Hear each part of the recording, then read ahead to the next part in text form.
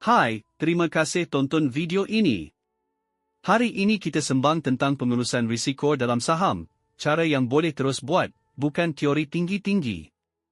Ramai orang rasa, buat kajian betul-betul, nanti mesti untung. Tapi sebenarnya kita memang tak boleh kawal harga dalam market. Yang kita boleh kawal cuma, modal kita, masa kita keluar, dan tahap risiko kita sendiri. Baik, saya bagi 4 langkah mudah urus risiko. Pertama, sebelum beli, terus set had rugi. Bukan beli dulu, lepas tu bila jatuh baru start pening. Kedua, saiz belian kena ada limit. Masuk pada amount yang, kalau rugi pun anda still okay, hidup still normal.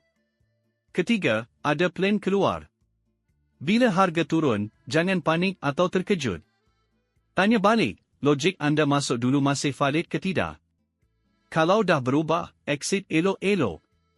Kalau masih sama, follow apa yang anda dah rancang, bukan follow emosi. Keempat, portfolio kita mesti seimbang. Boleh gabung aset kos rendah macam dana indeks, bond, atau fund di platform yang patuh undang-undang Malaysia.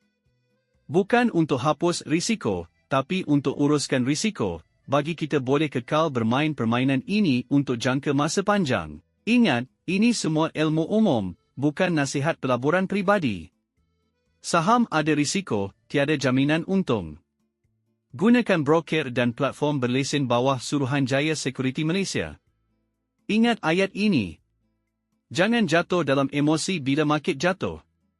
Pelaburan bukan pecut siapa paling laju, pelaburan maraton siapa kekal paling lama. Kalau anda suka panduan real macam ini, like, simpan, follow. Terima kasih semua.